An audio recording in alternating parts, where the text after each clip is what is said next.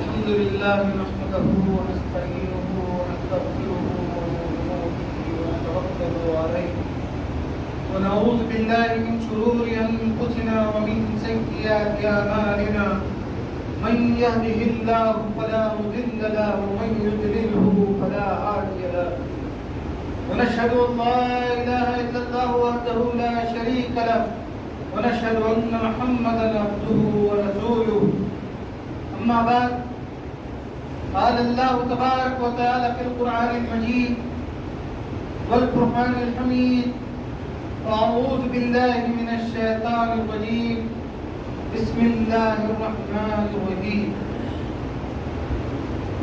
ولا تنكحوا المشركات حتى يؤمنا ولا أمة مؤمنة خير من مشركة ولو أعجبتكم ولا تنكحوا المشركين حتى يؤمنوا ولا عبد مؤمن خير من مشرك ولو أعجبكم أولئك يدعون إلى النار والله يدعو إلى الجنة والمغفرة بإذنه للناس لعلهم يتذكرون. صدق الله العظيم. ربي اشرح لي صدري ويسر لي أمري واحلل عقدة من لساني يفقهوا قولي. ربي يسر ولا تعسر وتمم بالخير. قابل احترام بزرگوں اور میرے نوجوان ساتھیوں، آج میں انشاءاللہ تعالی معاشرے کی بڑھتی ہوئی بے راہ روی اور ہمارا لاہ عمل کیا ہونا چاہیے اس پر اپنی گفتگو آپ کے سامنے پیش کروں گا قرآن مجید کی آیات کی روشنی میں. عزیزان گرامی، اللہ رب العزت کا بے انتہا فضل، کرم اور احسان ہے کہ اللہ تبارک و تعالیٰ نے مجھے اور آپ کو مسلمان گھرانوں میں پیدا کیا اور اسلام کی دولت سے مالا مال فرمایا، دینی تعلیمات سے آراستہ کیا. ہمارے بزرگوں نے، ہمارے اسلاف نے، ہمارے والدین نے ہماری تربیت کی، اسلام کی تعلیمات کو، دین کی تعلیمات کو مجھ تک اور آپ تک پہنچایا، ہماری تربیت فرمائی، جس کا نتیجہ ہے کہ آج ہم الحمدللہ اسلام پر اور اس کے دین پر قائم ہیں، اور جس طریقے سے بھی علم دین مجھ تک اور آپ تک پہنچا، میں اور آپ اس پر عمل پیرا ہونے کے لیے کوشاں ہیں اور مسلسل کوشش کرتے رہتے ہیں. صحیح کو صحیح معنوں میں دیکھنے کی کوشش کرتے ہیں اور غلط کو غلط سمجھنے کی کوشش کرتے ہیں.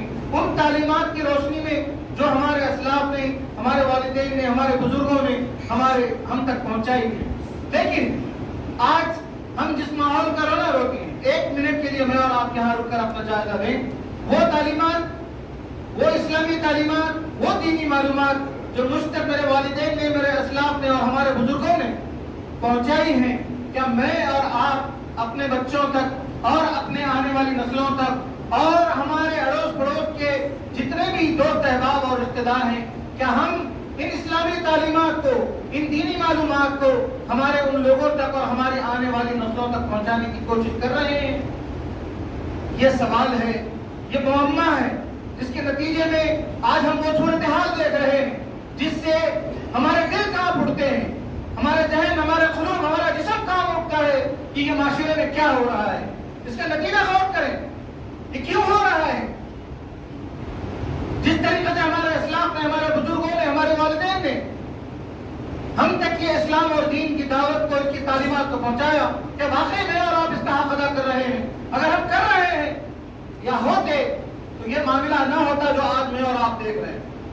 آج معاشرے میں کیا ہو رہا ہے؟ ہم سب اپنے پاس موبائل رکھتے ہیں اور واٹس ایپ کی دنیا عام ہے. بچیوں کی کیا صورتحال ہے؟ امت کی نوجوان لڑکیاں کس بے راہ روی کا شکار ہیں؟ کون ہے اس کا ذمہ دار؟ اور یہ کیوں ہو رہا ہے؟ کبھی میں اور آپ غور کرتے ہیں کہ کیوں یہ معاملہ ہو رہا ہے؟ زبان اٹھانا، تارک کو لگانا اور معاشرے کو اور بدنام کرنا، ان بچیوں کے نام پر اپنی زبان کو الٹا پلٹا چلانا، یہ بہت آسان ہے. لیکن میں اور آپ اپنے گریبان میں جھانکیں کہ کیا واقعی یہی لڑکیاں اس کی ذمہ دار ہیں جو معاشرہ جن کی وجہ سے خراب ہو رہا ہے یا جن کی وجہ سے مسلمانوں پر کیچڑ اچھالا جا رہا ہے؟ آئیے، یہ سب کیوں ہو رہا ہے؟ ان سب کے پیچھے کون ہے؟ میں اور آپ اچھی طریقے سے جانتے ہیں کہ ہمارے ملک میں اس وقت جو حکومت ہے یہ اس سے سب سے بڑا، یہ لوگ اس کے پیچھے اپنی سازشیں رچی ہوئی، منظم طریقے سے یہ تنظیمیں بنا رہے ہیں. شدت پسند تنظیموں کو ان لوگوں نے اس ملک میں وجود میں لایا. کیا مقصد ہے ان کا؟ یہ چاہتے ہیں کہ مسلمانوں کو ذہنی طور پر، جسمانی طور پر، مذہبی طور پر، اخلاقی طور پر، روحانی طور پر کمزور کیا جائے. اور ہم ہو رہے ہیں. کس طریقے سے یہ لوگ یہ کام کر رہے ہیں؟ دو تنظیمیں بہت عام ہیں، سمتی اور سنگٹھن، مختلف نام ان لوگوں کے ہیں جو یہ گروپ بناتے ہیں.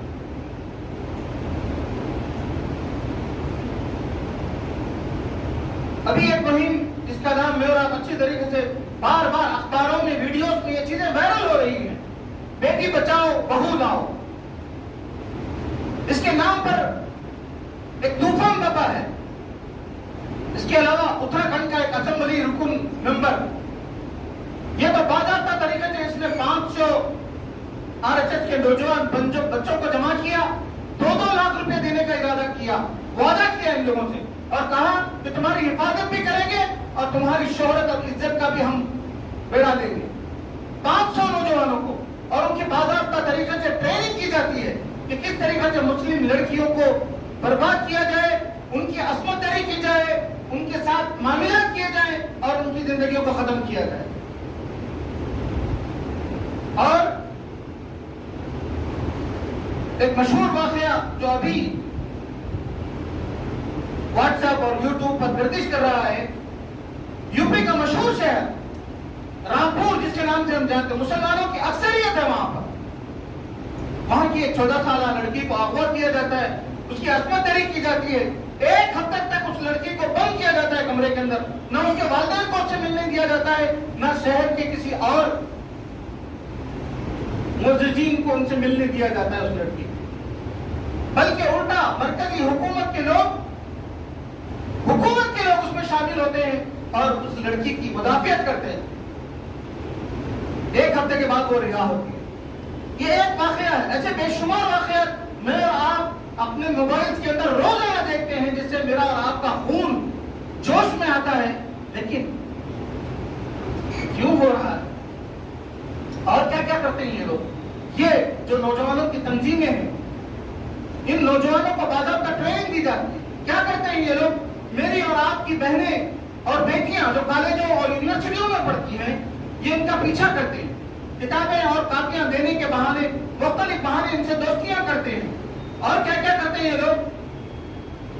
ان کا مختلف انداز سے ان بچیوں کو تعاون، ان کا سپورٹ کرنے کی کوشش کرتے ہیں، کالج کے اندر باہر ہر طریقے سے. اور مختلف عیدوں کے موقع پر ان کے گھروں کو تحفے تحائف بھیجنا. کس قدر بڑے بڑے گفٹ سے لوگ دیتے ہیں، موبائل سے لوگ دیتے ہیں، پرس لا کر دیتے ہیں، مختلف چیزیں دیتے ہیں لڑکیوں کو، ان کی والدین کو، ان کی بہنوں کو.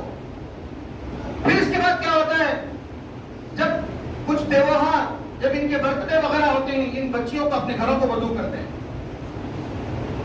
اور یہ بات میں اور آپ اچھی طریقے سے جانتے ہیں کہ یہ غیر مسلم جو علاقے ہوتے ہیں مسلمانوں کے مقابلے میں، ان کے گھر، ان کے رہائش، ان کے جغرافیائی اعتبار سے یہ ہم سے بہت اچھے ہوتے ہیں.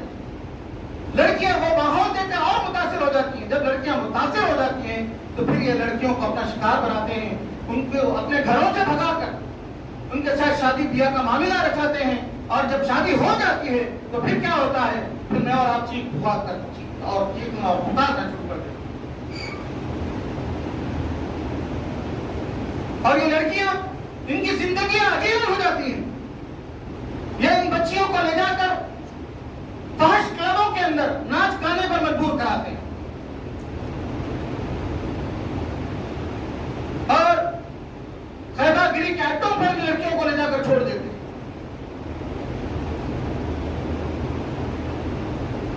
پھر کیا ہوتا ہے؟ ان کی بلو فلمیں بنائی جاتی ہیں اور ان سے ان کو بدکاری پر آمادہ کیا جاتا ہے. اور جب وہ لڑکیاں اس پر آمادہ نہیں ہوتی تو ان کے ویڈیوز کو وائرل کرنے کی دھمکیاں دی جاتی ہیں. یہ سب سن کر میرا اور آپ کا خون جل تو اٹھتا ہے. ہمارے سینوں میں ایک درد، ایک تکلیف تو محسوس ہوتی ہے. اور یہ لڑکیاں مرتد بھی ہو جاتی ہیں. لیکن کبھی ہم نے اس کی وجہ جاننے کی کوشش کی؟ ہم ان ویڈیوز کو وائرل کرتے ہوئے خوشی محسوس کرتے ہیں اور آگے پہنچانا چاہتے ہیں، لیکن ہمارے جو دشمن ہیں وہ یہی چاہتے ہیں. اور مرتد ہونے والی لڑکیوں کی جو تعداد بتائی جاتی ہے، جو ویڈیوز وائرل کیے جاتے ہیں، حقیقت ایسا نہیں ہے. کچھ ایک واقعات ایسے ضرور ہو رہے ہیں، لیکن جس تعداد میں یہ بتانے کی کوشش کی جاتی ہے اور جس طریقے سے مسلمانوں کو ورگلانے کی کوشش کی جاتی ہے، الحمدللہ ہماری مائیں اور بہنیں ایسی نہیں ہیں، ہماری بڑی بیٹیاں ایسی نہیں ہیں. بہت کم اکثریت ہے جو ان لڑکوں کی بہکاوے میں آ جاتی ہے. اور اس کی وجہ کیا ہے؟ کیوں یہ لڑکیاں بہک جاتی ہیں؟ کبھی میں اور آپ غور کرتے ہیں، ان پر انگلی اٹھانا، ان پر نشانہ بنانا تو بہت آسان ہے، لیکن غور کریں کہ کیوں ہو رہا ہے معاشرے میں ایسا. جب اس پر میں اور آپ غور کرتے ہیں، جب نظر ڈالنے کی کوشش کرتے ہیں، تو پھر وہی چیز جو میں نے شروع میں عرض کی، ہم تک تو دین کی تعلیمات پہنچی، ہمارے اسلاف نے اپنی ذمہ داری پوری کر دی، لیکن میں نے کیا کیا؟ ایک 3 سوالات ہیں جو میں آپ کے سامنے رکھوں گا. مسلمان ہونے کا مطلب کیا ہے؟ جس کو مسلمان کہتے ہیں، کیا ہے مسلمان؟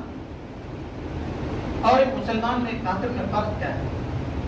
یہ ایک موضوع ہے جس پہ انشاءاللہ کسی اور خطبے میں تفصیل سے ہم بات کریں گے، لیکن اس پر غور کیجیے. کیا مجھے معلوم ہے کہ مسلمان کون ہے، مسلمان کیا ہے، اور ایک مسلمان میں اور ایک کافر میں فرق کیا ہے؟ اگر مجھے ہی نہیں معلوم، میں اپنے اولاد کو کیا سمجھاؤں گا؟ میں اپنی بچیوں کی تربیت کیسے کروں گا؟ یہ سب سے بڑا ہمارا فقدان ہے. لیکن اب ہو کیا رہا ہے؟ معاملہ یہاں تک پہنچ جاتا ہے گھروں میں، والدین بھی متاثر اس لڑکے سے، اور ایک غیر مسلم لڑکے سے نکاح کرنے تک تیار ہے. لیکن اس کے شرعی احکامات ہمیں معلوم ہے. وہ والدین جو اس طرح کے معاملات میں اپنے بچوں کا ساتھ دیتے ہیں، ان کے لیے یہ جو آیت میں نے آپ کے سامنے قرآن مجید کی ابھی تلاوت کی، اس کی ترجمانی یہ ہے، اور مشرک عورتیں جب تک ایمان نہ لائیں، اور مشرک عورتیں جب تک ایمان نہ لائیں، ان سے نکاح نہ کرو، اور مشرکہ عورتوں سے ایماندار لونڈیاں بہتر ہیں، وہ تمہیں بھلی ہی معلوم ہو. اور مشرک مردوں سے نکاح نہ کرو یہاں تک کہ وہ ایمان لے آئے. البتہ مومن غلام مشرک سے بہتر ہے، اگرچہ وہ تمہیں اچھا ہی لگے. پھر کیا فرما رہے اللہ تبارک و تعالیٰ اس کے بعد؟ اولئک یدعون الی النار، یہ لوگ دوزخ کی طرف بلاتے ہیں. اولئک یدعون الی النار، یہ لوگ آپ کو دوزخ کی طرف بلا رہے ہیں. اور اللہ تعالیٰ کیا کہتا ہے؟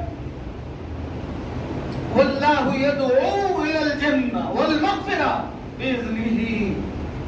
لیکن اللہ تبارک و تعالیٰ کیا فرما رہے ہیں؟ لیکن اللہ جنت اور بخشش کی طرف اپنے حکم سے بلاتا ہے. یقیناً یہ چیزیں بڑی مشکل ہیں، لیکن ان لوگوں کے لیے جن کے ذہن میں آخرت کا تصور واضح ہے، جن لوگوں کو جنت کا یقین ہے، اللہ کی بخشش کا وعدے پر یقین ہے، وہ لوگ ان گمراہیوں سے، ان غلط کاموں سے بچے رہے. تو اللہ تعالیٰ فرماتا ہے کہ ان دوزخ کی طرف بلانے والوں سے بچیں. میں جنت کا وعدہ کرتا ہوں، اور میں وعدہ کرتا ہوں تم سے تمہاری بخشش کا. اپنے رب کے حکم سے اپنے رب کی طرف آؤ، اور لوگوں کے لیے اپنی آیتیں کھول کر بیان کرتا ہے تاکہ وہ نصیحت حاصل کرے. یہ اللہ تبارک و تعالیٰ کا وعدہ ہے ان لوگوں سے جو ان مشکلات میں اپنے آپ کو ثابت قدم رکھیں گے اور اسلام پر اپنے آپ کو جما کر رکھیں گے. لیکن والدین کی اکثریت وہ بچی کو اس قدر اور ان کے والدین کو اس قدر متاثر کرتے ہیں، لوگوں کو یہ غلط چیز غلط نظر نہیں آتی. لیکن حقیقت کیا ہے؟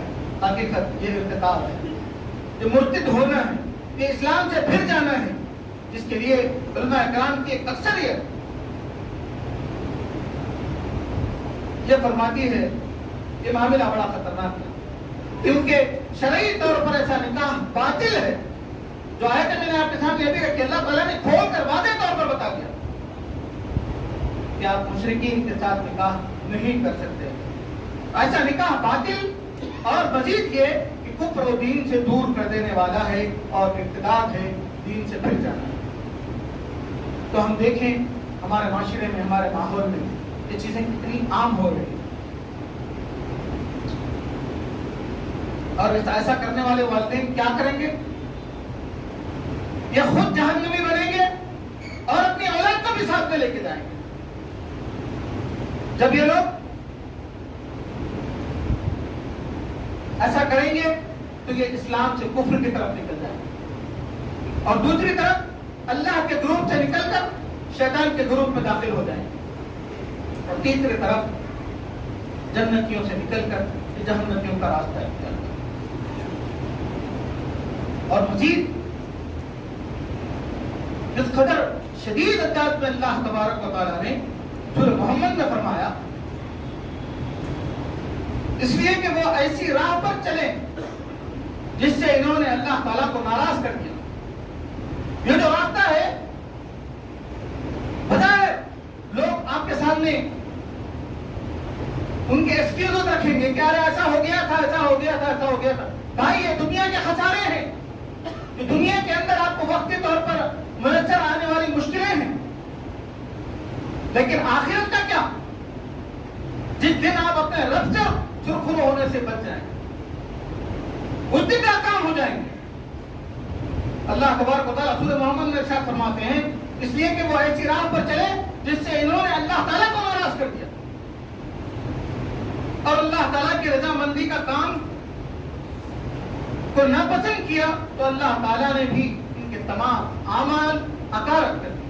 اس کے بعد بھلے ہی وہ دنیا میں کوئی اچھا کام کرتے رہے، انہوں نے اللہ تبارک و تعالیٰ کو ناراض کر دیا۔ پھر اللہ تبارک و تعالیٰ سورہ فاطر میں بڑی زبردست بات فرماتا ہے، نیز جن لوگوں نے کفر کیا ان کے لیے دوزخ کی آگ ہے،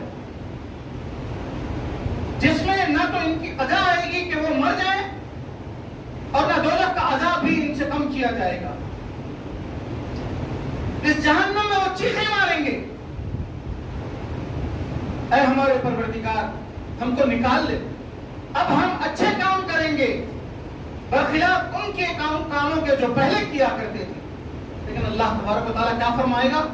لیکن جو جواب میں اللہ تبارک و تعالیٰ ارشاد فرمائیں گے کہ ہم نے تم کو اتنی عمر نہیں دی تھی کہ جس کو سمجھنا ہوتا وہ سمجھ سکتا تھا، اور تمہارے پاس ڈرانے والا بھی پہنچا تھا، لہذا مزہ چکو، ایسے ظالموں کا کوئی مددگار نہیں۔ اب ہمیں بزرگوں کو، ہم نوجوانوں کو، ہم کو سوچنا ہے کہ ہمیں کرنا کیا ہے۔ ہاں حالات ایسے ہیں تو کیا ہم بھی حالات کے رو میں بہہ جائیں، یا اس حالات کے دھارے کو موڑنے کا جذبہ اپنے اندر پیدا کریں؟ ہم وہ قوم ہیں، ہم وہ ملت ہیں، اللہ کے نبی صلی اللہ علیہ وسلم نے بھی، صحابہ نے بھی ہمیں جو زندگیاں سکھائیں، حالات ایسے ہوتے رہیں گے، لیکن مجھے اور آپ کو اٹھ کے کھڑنا ہے، ان حالات کا مقابلہ کرنا ہے، ان کے سامنے ایک نئی شکل پیدا کرنا ہے۔ پوری امت منتظر ہے اس کی، مسلمانوں کی اور وہ لوگوں کی جو اس امت کی رہنمائی کرنا چاہتے ہیں۔ اٹھیں، لوگوں کو وہ راستہ دکھائیں۔ کیا کر سکتے ہیں؟ صرف روتے رہیں کہ معاشرہ ایسے ہو رہا ہے، خراب ہو رہا ہے، خراب نہیں، یقیناً خراب ہو رہا ہے، اور باطل مسلسل آپ کے ساتھ کوشش کرتا رہے گا آپ کو بہکانے کی، آپ کو مذہبی طور پر، اخلاقی طور پر، جسمانی طور پر، روحانی طور پر آپ کو اذیتیں پہنچائے گا اور آپ کو کمتر دکھانے کی کوشش کرے گا۔ لیکن اٹھنا ہے، ایسے ہی میں اٹھنا ہے۔ کیسے اٹھنا ہے، کیا کرنا ہے، کچھ چیزیں، کچھ تدابیر میں آپ کے سامنے رکھتے ہوئے اپنی گفتگو کو اختتام کی طرف لے جاؤں گا۔ یقیناً مشکلات ہر دور میں آئی، حتیٰ کہ اللہ کے نبی صلی اللہ علیہ وسلم کی بیٹیوں کو تک ستایا ہے، لیکن کیا دین کی دعوت سے پھر جانا چاہیے، اسلام سے پھر جانا چاہیے، دامن سکونت اختیار کر لینی چاہیے؟ یہ مومنوں کا شیوہ نہیں۔ ہم کھڑے ہوں گے، حالات کا مقابلہ کریں۔ سب سے پہلی چیز اس میں کرنے کی کیا ہے؟ ہم اپنے گھروں کا جائزہ لیں۔ ہر آدمی یہاں جو بیٹھا ہے، ہم اپنے گھروں کا جائزہ لیں۔ جس طرح سے میں اور آپ اپنی بیٹیوں اور بہنوں کو دنیاوی تعلیمات دلانے کے لیے بے چین رہتے ہیں، کیا کبھی میں نے اپنی بہن کو کوئی اسلامی تعلیمات کی کتاب لا کر دی؟ کوئی نبی کی، کوئی صحابیہ کی زندگی اس کو سمجھانے کی کوشش کی؟ یہ غور یہ سب سے پہلی چیز ہے. میں اور آپ بحیثیت باپ، بحیثیت بھائی، بحیثیت بیٹے اپنے گھر کے ماحول کو سدھارنے کا ذمہ میں خود لوں. اور گھر کے اندر وہ دینی تعلیمات کو چھوٹی چھوٹی کتابوں کی شکل میں اپنے گھر کے اندر لے کر آئے. چھوٹی چھوٹی معلومات خود حاصل کریں، اپنی بہنوں اور بیٹیوں کو بتانے کی کوشش کریں. دینی تعلیمات، پردہ کیا ہے، عقیدہ کیا ہے، توحید کیا ہے، رسالت کیا ہے، صحابہ کیا ہے، صحابیات کیا ہیں، ان لوگوں نے کیسی زندگیاں گزاری، یہ ہماری بیٹیوں اور بہنوں کو بتانا میرا اور آپ کا فرض ہے. یہ پہلی چیز ہے. دوسری چیز مخلوط تعلیم. ہمارے کالجز، ہمارے ادارے، کتنے ایسے ادارے جات ہیں، کچھ ہماری اپنی کمزوریاں ہیں جس کی وجہ سے ہم ہماری ملت کے وہ مدارس اور انسٹیٹیوشن کو بہتر طور پر نہیں چلا سکتے. اس میں کہیں نہ کہیں میرا اور آپ کا کردار بھی ہے کہ ہم ان اداروں کو، ان ظالموں کے اداروں کو محفوظ سمجھتے ہیں اور وہاں سے پڑھنے والے بچوں کو ہم کامیاب سمجھتے ہیں. لوگوں، ہمارے اپنے انسٹیٹیوشنز ہیں، ہمارے اپنے ادارے جات ہیں، ہم کیوں اپنے ادارے جات کو بڑھاوا نہیں دیتے جہاں پر ہم لڑکیوں کے لیے الگ سے تعلیم کا انتظام کر سکیں، بچوں کے لیے الگ سے تعلیم کا انتظام کر سکیں. یہ مخلوط تعلیم ہوگی، یہ ملی جلی تعلیم ہوگی، یہ مسائل تو رونما ہوں گے ہی. کوشش کریں ہم اپنی بہنوں اور بیٹیوں کو ایسے کالجز میں نہ ڈالیں جہاں مخلوط تعلیم ہوتی ہے. تیسری چیز اس کی مجھے اور آپ کو خیال رکھنا چاہیے،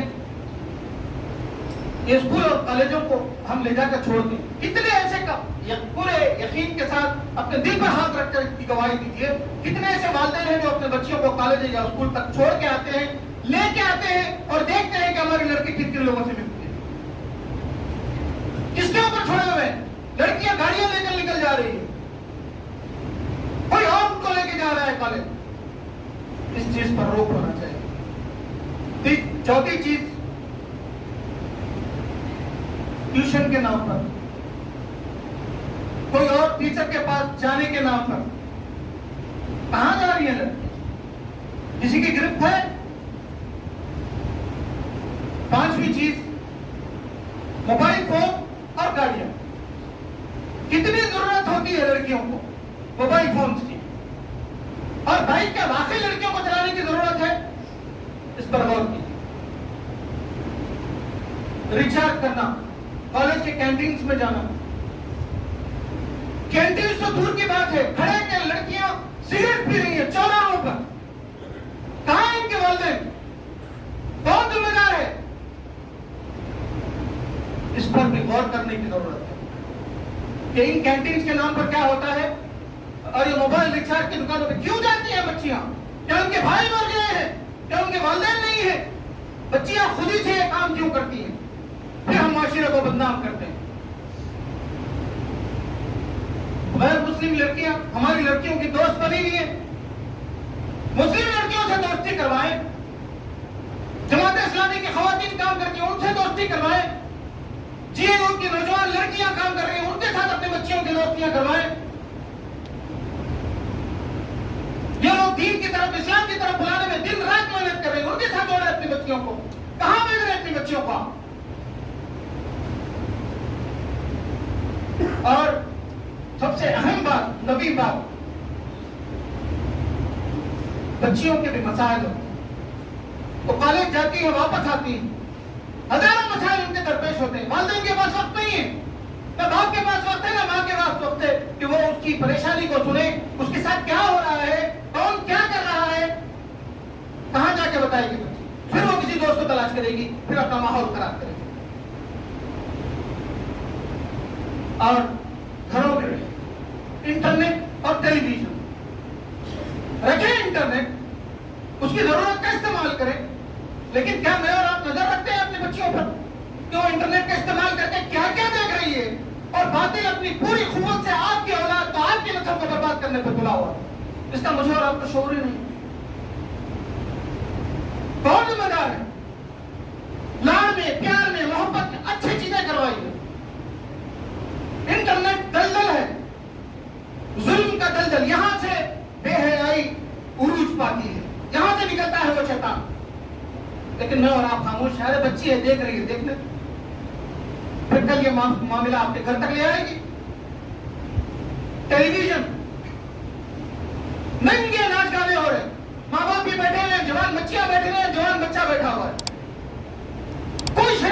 باقی نہیں ہے. آدھی چیزیں تو عریان بھی ہوتی ہیں, لیکن عریانیت بھی عریانیت نظر نہیں آ رہی. یہ میرا اور آپ کا ماحول ہو گیا اور بڑے آرام سے پورا گھر بیٹھا ہوا ہے. اس پر روک لگنی چاہیے. انٹرنیٹ کو اس کے حدود میں استعمال کیا جائے اور ٹیلی ویژن کو میں تو کہتا ہوں بند ہونا چاہیے. کیا آ رہا ہے اس کے اندر؟ ایسی کون سی چیزیں ہم دیکھ رہے ہیں سوائے ان ننگے ناچ گانوں, فلموں اور ڈراموں کے علاوہ جو بچیوں کے ذہنوں کو پراگندہ کرتا ہے. یہ تو تھی وہ چیزیں جو ہم بچیوں کے ذریعے کنٹرول کر سکتے ہیں. لیکن کیا معززین شہر, وہ لوگ جو معاشرے میں اثر اور رسوخ رکھتے ہیں, کیا ان کی ذمہ داریاں نہیں ہیں؟ ایسے کالجز, ایسے ادارے, ایسے انسٹیٹیوشن بنائے جائیں جہاں ہمارے بچیوں کی تربیت ہو. ہر کوئی اپنے میں مگن ہے, اپنی دنیا بنانے میں ہر کوئی لگا ہوا ہے. ان امت کی یہ نوجوان جن کی بات میں نے آپ سے ابھی کی تھی تھوڑی دیر پہلے, 500 نوجوان لڑکوں کو جمع کر کے ایک ایک پہ 2-2 لاکھ روپے ان کے ساتھ گاڑیاں دی جاتی ہیں. مختلف طریقے سے ان کو بتایا جاتا ہے کہ ہم تمہاری بیکنگ کر رہے ہیں, تمہارا سپورٹ کر رہے ہیں اور تمہاری معاشرے میں عزت بڑھائیں. اس طرح کے ایک گروپ تیار کیا. کیا مسلمانوں کے اندر کوئی ایسے نوجوانوں کی تنظیم نہیں ہو سکتی؟ کوئی ایسا کام ہم نہیں کر سکتے؟ کوئی کام ہم نہیں کر سکتے جو بچیوں کو روکا جائے؟ ہم ٹھنڈے پیٹوں گھروں میں بیٹھ کر ہم صرف انگلیاں اٹھائیں گے, لیکن باطل اپنی پوری قوت کے ساتھ, پوری منصوبہ بندی کے ساتھ آپ کی بچیوں پر الغار کر رہا ہے. دوسری طرف شادیاں, میں تفصیل میں نہیں جاؤں گا, کسی اور وقت پوری شادی کے موضوع پر بھی گفتگو کریں گے. کیسی شادیاں ہم کرتے ہیں؟ کیا سنت کے مطابق ہماری شادیاں ہیں؟ اور یہ شادیاں کتنی رکاوٹ ہے ان بیٹیوں اور بہنوں کے اپنے گھروں میں بڑی عمر تک بیٹھنے کی. اس پر مجھے اور آپ کو غور کرنے کی ضرورت ہے.